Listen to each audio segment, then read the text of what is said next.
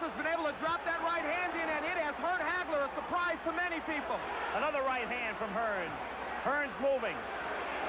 Hagler still pursuing. Comes in with a right. Missing with a left hook. Here's where I believe Hagler should turn to righty. He could block that right hand easier, and he would land his own left hook. Hearns with a devastating punch. Swelling near Hagler's left eye. Again, Tommy trying to come inside the hands of Hagler. Low blow by Hearns. Hagler's still looking for the body. A right by Hagler. Good right got in. He has Hearns where he'd love to keep him on the ropes, but Tommy comes off easily. Another good right by Hearns.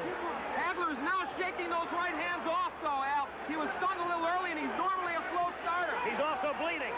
Hagler is cut. Hagler is cut. Bridge of the nose. Hagler hitting him low. He is banging the body well. He is taking shots to the head. He blocks that right. Hearns tries to come in with the uppercut, and Hagler ties him up with a minute to go in a wild first round.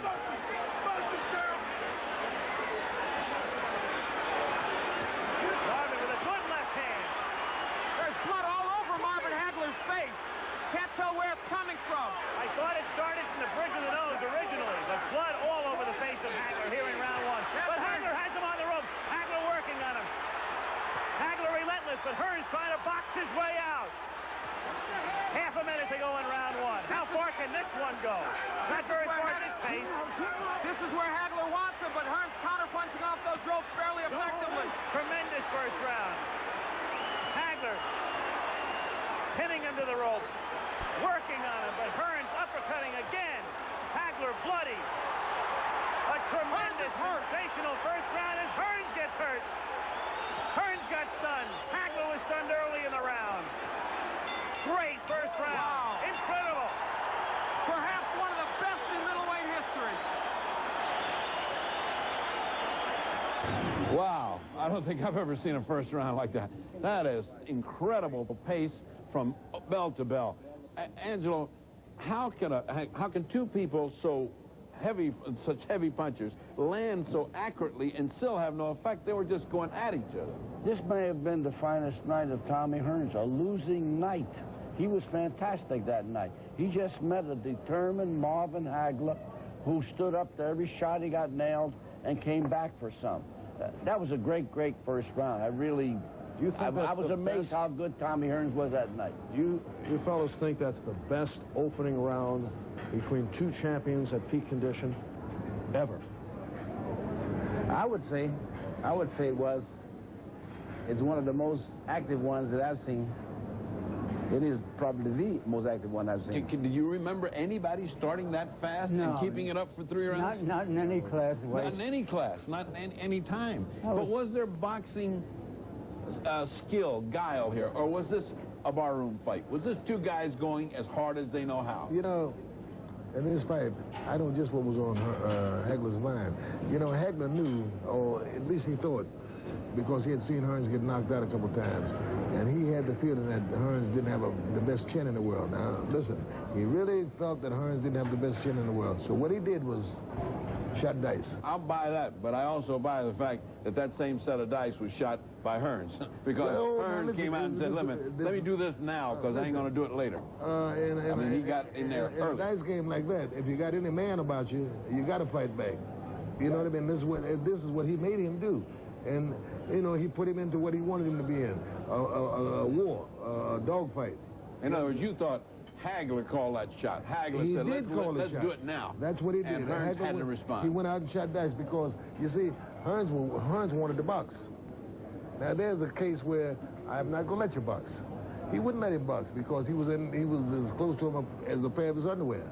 He just stayed on him. He stayed on him. He wouldn't let him box. Even this long afterwards, we all got excited watching that there. Who won that round? Archie. I thought that the tall man won the round. Did win the round. I thought that Hearns won that round. Angelo. I thought Hearns won the first round. Well, I have to think Hagler won the round because Hagler was hitting with the better punches, and he was pushing the fight. He was always, his arms were like pumps. I mean, he was always throwing punches, and he was landing the cleaner punches. The other guy was fighting back just because he had to. What do you think? Well, Hearns won the start of the round, the beginning of the round, and Hagler finished stronger. I've got to give it to the guy who finished stronger, and that was Hagler. Well, we have come to one last round to show you on the greatest fights ever, and that is Tyson and Douglas as we head to the 90s. Stay with us. When you rinse first with Plax, normal everyday brushing takes on a whole new meaning. Plax, clinically shown to remove more plaque than brushing alone. Now more than ever, your eyes need relief that lasts and lasts. Introducing Visine LR for long-lasting relief that gets the red out for up to 6 hours. No other eye drop relieves longer. New Visine LR for relief that lasts and lasts and lasts. People keep asking me how it felt to be in the first Jamaican bobsled team. Well, let me tell you, man, it was cold, freezing. See, coming from Jamaica, the only thing I like cold is Miller Lite. Light's not some watered-down version of your regular beer. It's a less filling beer that really tastes great. Now, let me tell you, man, Jamaican bobsledders will be ready in 92. Keep training on, going for the gold next time. You gotta believe when it's Miller Lite, less filling tastes great. Come on. I know there's one. Ah, yes. We're in luck, Mr. Cheney. We have one room left. Thanks, Donna. I hate to turn guests away, particularly our regulars. Sometimes they don't make reservations. Too busy. I can usually get them a room at the Holiday, but they have to pay more. Room 312. Maybe that's one reason we're full. Ramada, for the people who get it done. Each summer, the world's great champions gather for the most important tennis event of the year.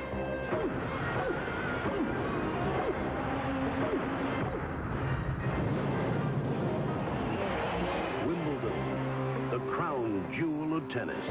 Coverage begins Sunday. I'm rough like a freight train, smooth like ice, and yo, just straight up, I think I can beat Mike Tyson. Man, you can beat him, man. Oh, man, word. Beat him, man. You know, I put on a couple pounds, man. We can do this, man. Although this decade is less than a year old, we may have already witnessed what could go down as the greatest upset in sports history. When Mike Tyson took on James Buster Douglas 4 months ago in Tokyo, the champion's aura was as intimidating as Foreman's or Liston's in their prime. Tyson seemed on the verge of his 38th straight professional victory when he put the challenger down in round 8. But Douglas was able to continue after what would later be called another long count.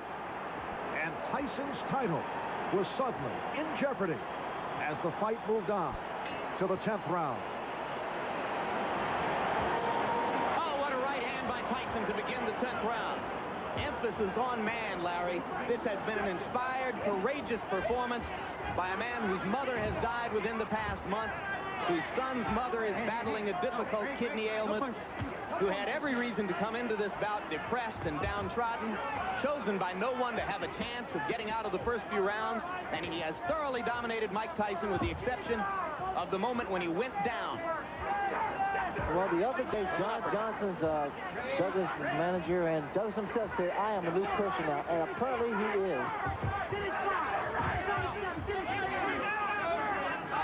He's been a whole different person than the one every boxing expert expected to see here. It appears that Tyson is virtually a one-eyed fighter at this point. A desperate one-eyed fighter. Rolling willingly just to try to get in the shot that will finish things in. Oh, the uppercut. What an uppercut by Douglas, and down goes Tyson.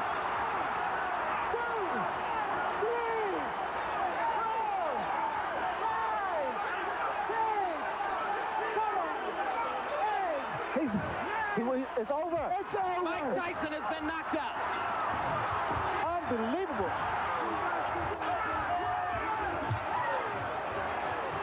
Is there anyone here who can honestly say they saw it coming? I always felt the stature of a big man, good left hand, a lot of strength, lock him up in close, could lick Tyson. Did you think it would be Douglas, though? Did you see this? Everything I said, the adjectives I used pertain to Douglas. Big guy, mobile, strong. Archie, have you ever seen a fighter who inside didn't look like he wanted to win? I don't mean a guy sits down and says, I want to lose tonight. I mean a guy's not fighting like he's usually fighting. And you see, it's not him that night. You know, have you ever seen that happen to a champion almost give away his championship? No, what you're speaking about regarding Tyson and Douglas, it wasn't that way, but apparently, as the fight progressed, then it became increasingly viewable that this was happening. What we was not expecting to happen, because this man was using a left jab as if though he was a welterweight. Very hard and stiff and often. And as the rounds grew on and on, then you can see where it was going to be a futile effort if Tyson didn't really get the clicking. Isn't defeat as important as victory? How you recover from defeat? All the champions you've seen, when you come back from a defeat, isn't that the mark of a champion? Well, Lewis was knocked out by Schmeling, and then he knocked Schmeling out in one round, and he came back from that. But I can't go with hindsight, you know. I thought somebody was going to beat Tyson sooner or later, the way he was going, but I didn't think it would be Douglas, in all honesty. George, earlier in the show, we saw long counts involving Dempsey and Tunney and Liston and Ali. What effect did the long count have on the Douglas-Tyson bout? Even talking about that fight, it's kind of put me on a limb, because you know I've got Holyfield. I'm the trainer of Evander Holyfield. That's why I asked you the question. So I don't want to say the wrong thing, because, you know, I don't want to interfere with us, our fight. But I'll tell you this, he went down, and the referee counted to 10. And when a man counts to 10, the fight's over. And that's what happened. What can I say? I think it was much ado about nothing. Controversy, nothing. The best man won the fight. Douglas stopped Tyson. That was it. I don't think the long count had any play there. Talk about long count. Dempsey, Tunney, forget about it. That was an atrocity. That was 40 count. Tyson's count was to 14 by the clock when he went down. Give or take a pound. Well, what's the difference? He was knocked out and he got counted out. Marv, I think it's been forgotten already, that long count. Nobody talks about it anymore. Douglas is the champion. All right, we'll be back to wrap it in just a moment. And when we return, our panel will give us their selection for the greatest round of all time.